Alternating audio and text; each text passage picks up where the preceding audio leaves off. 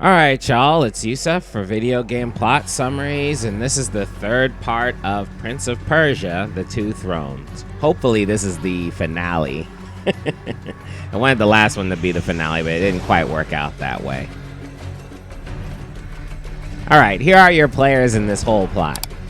First, we have the Vizier, who took over India and then brought his Indian army over to Persia and then took over Persia. We have Kaileena, the Time Empress, whom the Prince of Persia had saved from the Time Island or whatever, and then brought back to Persia once he noticed that Persia was on fire. She got killed so that the Vizier can get the sands of time, and then he can turn himself into a butterfly for some reason. We obviously have the Prince of Persia, who's been running back and forth through time to try and change things that he had screwed up before and then save himself from dying. He really only cares about himself. He's kind of selfish. The prince has been infected with the sands of time, which has caused him to have a second personality that counters everything that he wants to do. But obviously he wants Persia back, and he's trying to find his dad and all of that stuff. Then we have the Princess of India, Farah, who had been captured while the Vizier took over India. She had been dragged to Babylon and freed herself, and then she's running around with a bow and arrow shooting people in the face because she's like a super duper sniper, like Hawkeye level sniper. In the last episode, the prince and the princess have met together, and they're having this little rom-com thing going on while they're trying to get to the Vizier. So the Shadow Prince just wants him to fight everything and destroy things so that he can take over more. The regular prince has a real fondness for Farah, and he wants her to be happy. And the only way he can really make Farah happy is by being a good person. And that's where the battle is going on between him and the Shadow Prince. That part of the story seems to matter more than them finding the Vizier, so that's why I'm addressing it. It's also the reason this plot summary is so long. Anyway, let's go ahead and finish it up. Okay, I'm going off on a slight tangent here, like so early in this thing. It occurs to me that this game is a lot like Aquaman, you know, Jason Momoa's Aquaman, where Amber Heard is the chick that Jason Momoa kind of likes and everything, but she sort of tells him what to do because he's so stupid. He's like the fish out of water almost literally, except he's a prince fish, so they bring him back into the water so he can reclaim his throne, and the whole time he's an idiot, and Amber Heard gets to jump around and tell him what to do. Also, she's got powers of telekinesis. She can control water and turn water into spikes, and she's very OP, you know. She's hitting that like Mary Sue level or whatever. I mean, this story is kind of like that, except actually Farah's done a little bit more respectfully. She doesn't have melee attacking capabilities, and she isn't like this trained crazy warrior.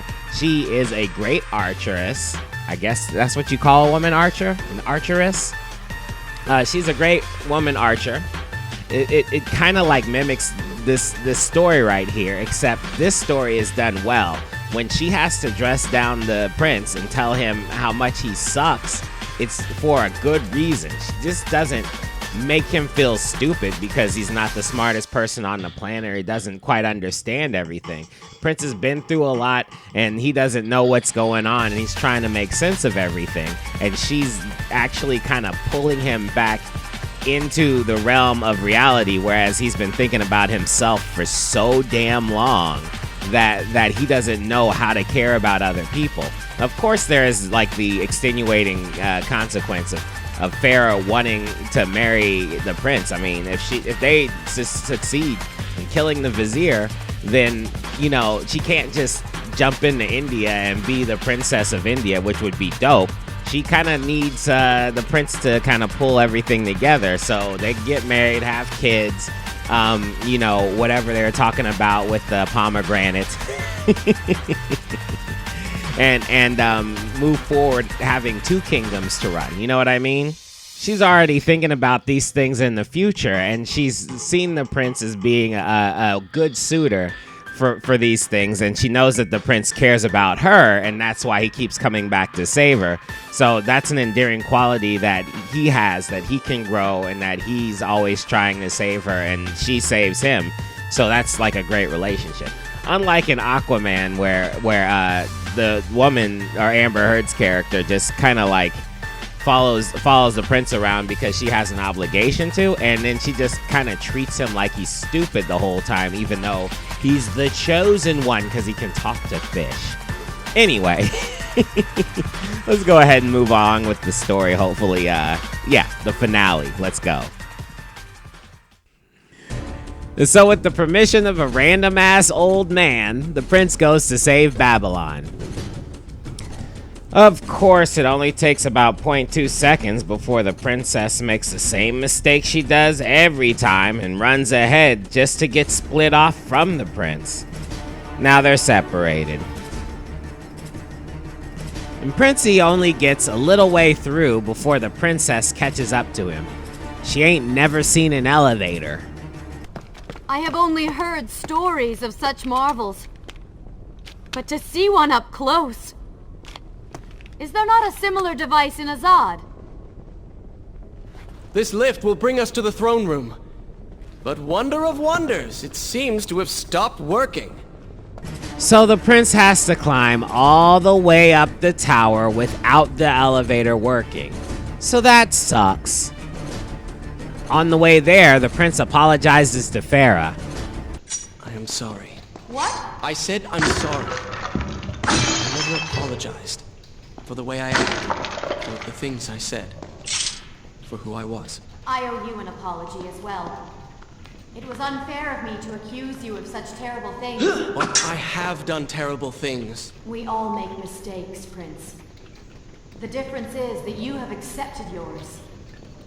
I saw what you did at the workshop.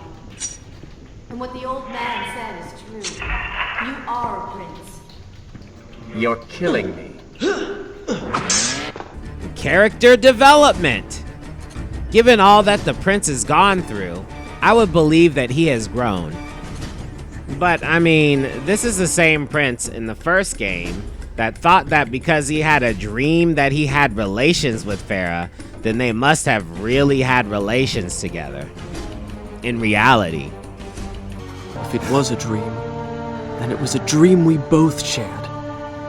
Anyway, the prince finally makes it to the top to turn on the lift. Or elevator is what we call it in the States. Sure.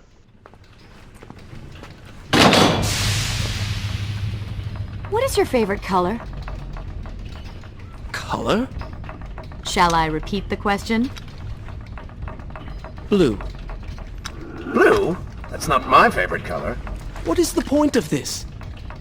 Must every conversation we have be so serious? I know so little about you.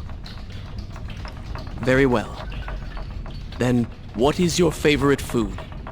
The pomegranate, of course. I do not like pomegranates. What is wrong with you? They are messy, impossible to eat with dignity. So much work for a few seeds.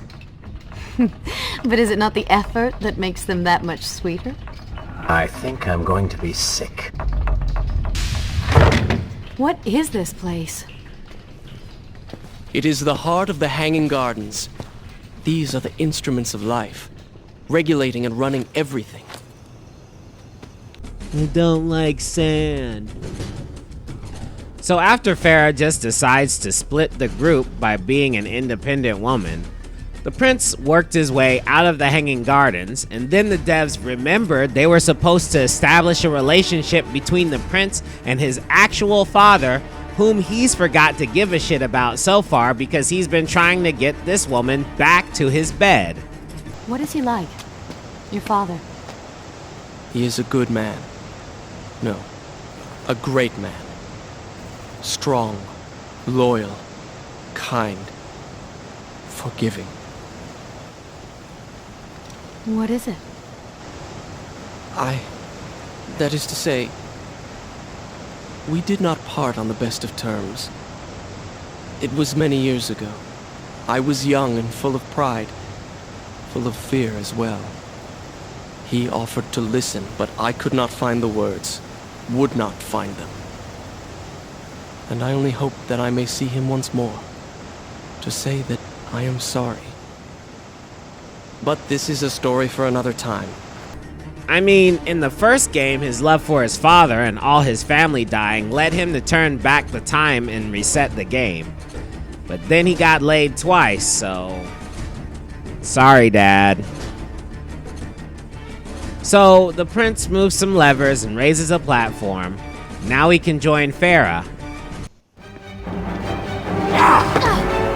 Do not take another step.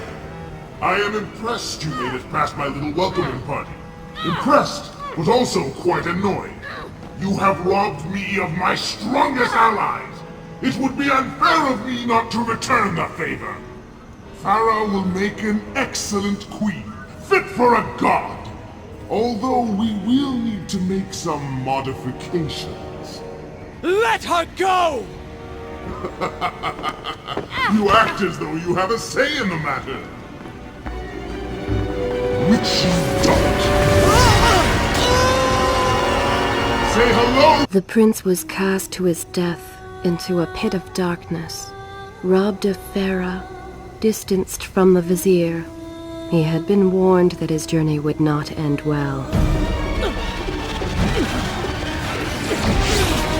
Ah, but do not be surprised. The prince's transformation saved him.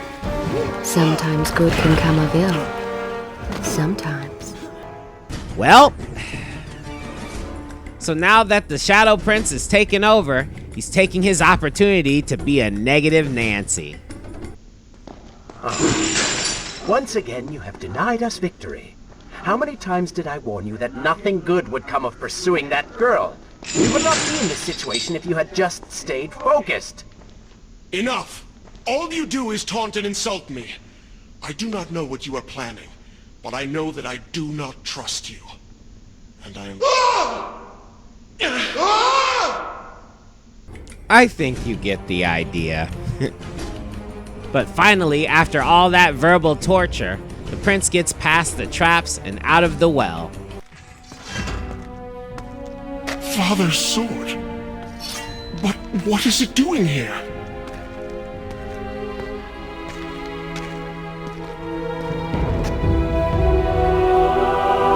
Oh, come on now. Did you really expect to find him alive?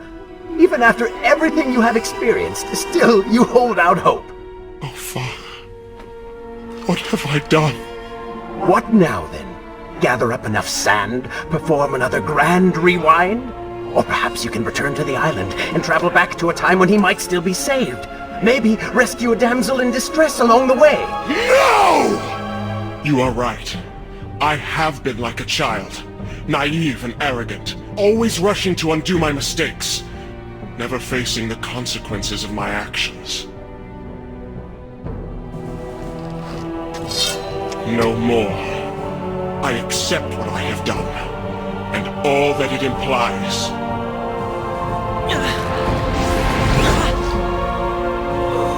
What is this? You have no water? How did you... You hold no power over me now. Begone. Retreat to whatever dark hole spawned you, and do not trouble me again.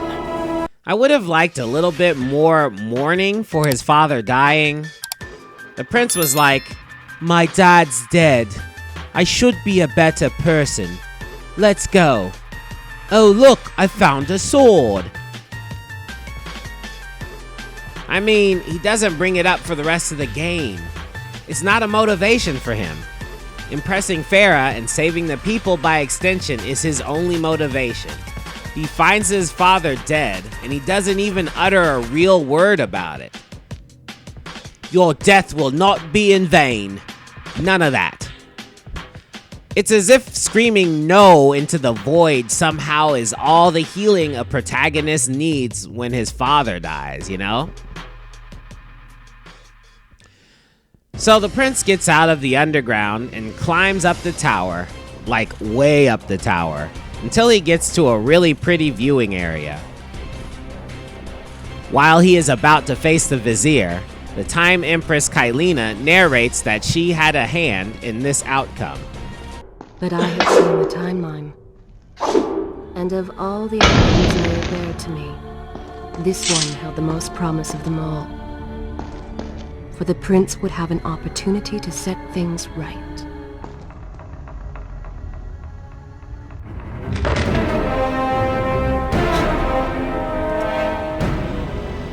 Now, where did I put those boots? Zurvan, What is it? in case I don't get the chance again. You impudent pig! I offer you life eternal, and this is how you respond? Oh, I shall enjoy changing you. Hello, Prince. Not quite the homecoming you expected. You can't skip that cutscene, by the way. So if you die, then you're gonna have to see that cutscene every time. Farah spitting in his face is cool for about 3 times, but about 4 times, and you're like, alright, when can I beat this guy? I also have a small complaint about them not having any subtitles. No subtitles in the first one, but subtitles in the second one. I thought we was winning. Then in this third one, I'm like, oh, they're returning the formula for the first one, but keep the subtitles, bro. What the hell's going on? This game has a wonky sound design because all the people talk in the middle of you doing things. So then they'll let the sound of everybody talking be lower than the sound of the actual action that's happening. And it really kind of messes up the way the cinematics are supposed to play out. So I'm pretty upset about that. Also, why does the vizier keep talking about changing Farah? Is he gonna change her into a butterfly too? Why can't he just change into a dude and then just be with Farah like normal people? What is this? Oh, you're gonna love this whole butterfly with tentacles thing I got going on. It's gonna be so hot. You're gonna love me. You're not gonna be able to be with anyone else. Damn Indian butterfly princess over here. Farah, you gonna have a big old moth butt. It's gonna be so hot. A furry badunkadunk, and then you're gonna have a real long curly mouth. I will teach you new ways to eat pomegranate. It's gonna be sexy. But first, I have to deal with this human guy. Oh boy, there's something wrong with me, man. Alright. So they square off. The prince has to cut up the vizier until he changes the situation to floating rocks. Then the prince has to catch the vizier close to a wall so that he can cut him up some more.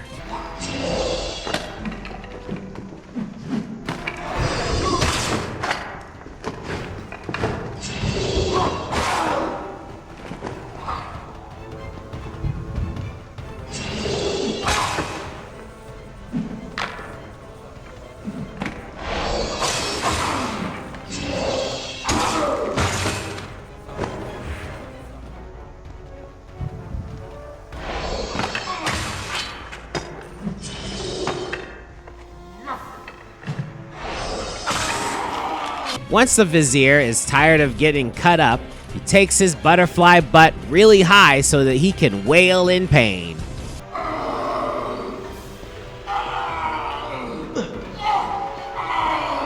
Of course, that's not going to stop the Prince of Persia from parkouring his way all the way up there. Anyway, that was a plot summary, and here's the ending.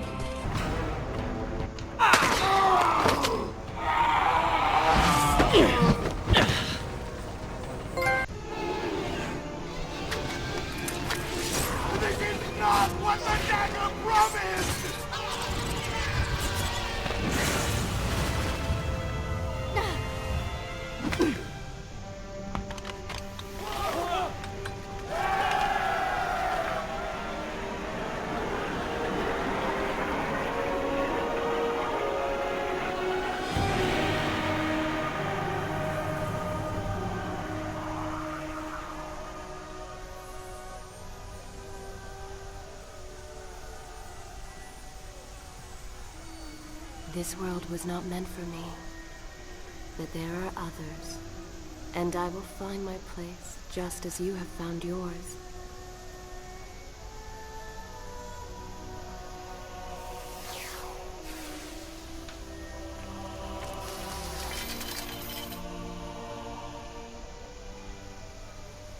Be free now, Prince. Your journey is at an end.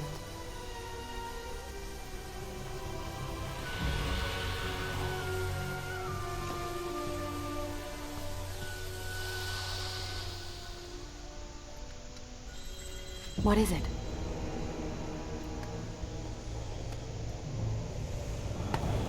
All that is yours is rightfully mine, and mine it will be. Whoa! Somehow the prince got his original clothes back. So the Shadow Prince reveals himself to still be within the prince's mind. The prince delves deep, jumping platforms and cutting up the shadow to try to make his way out of the Shadow Prince's purgatory. When all hope is almost lost, the prince hears a voice calling him back.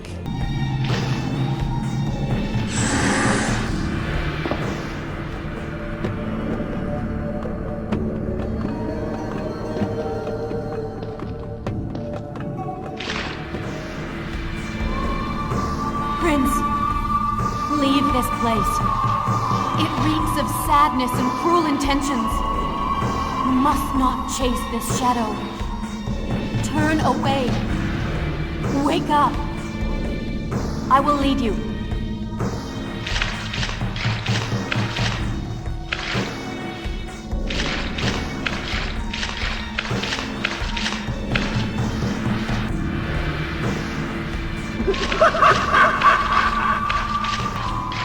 No! What are you doing? Do not ignore me! Do not leave me behind! No! Wake up. Wake up. Farah? Are you all right? I think it's finally over.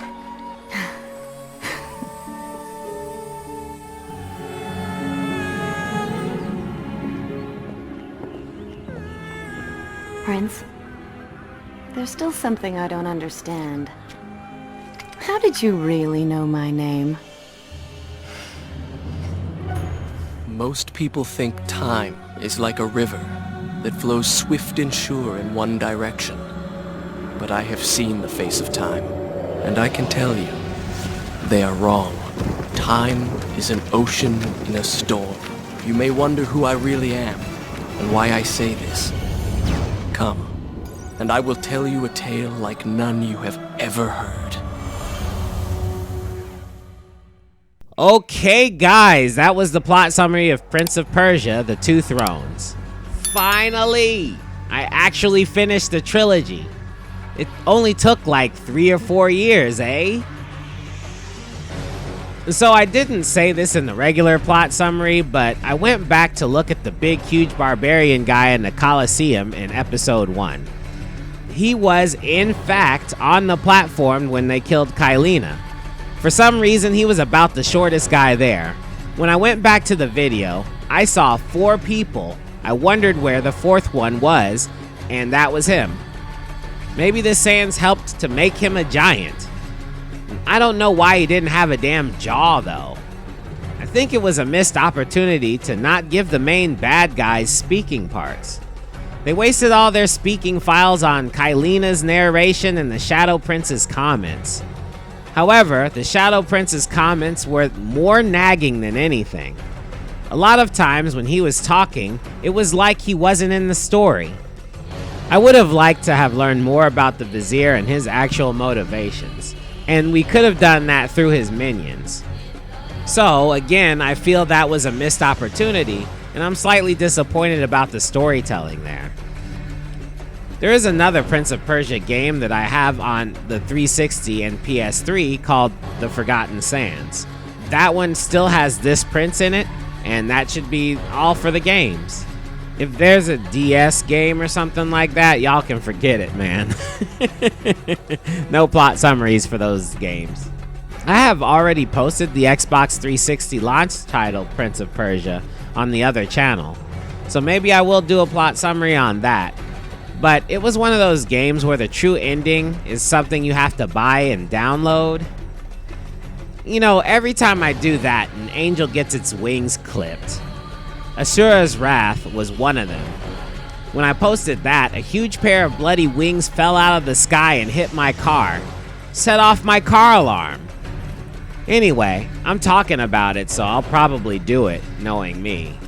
Thank you for watching. Send one of these to your friends if they like to be reminded of plot summaries of old games. And please like and subscribe to help out the channel and leave a comment. I really like responding to everyone's comments. Until next time, you guys freed me like Neo freed Agent Smith. Peace.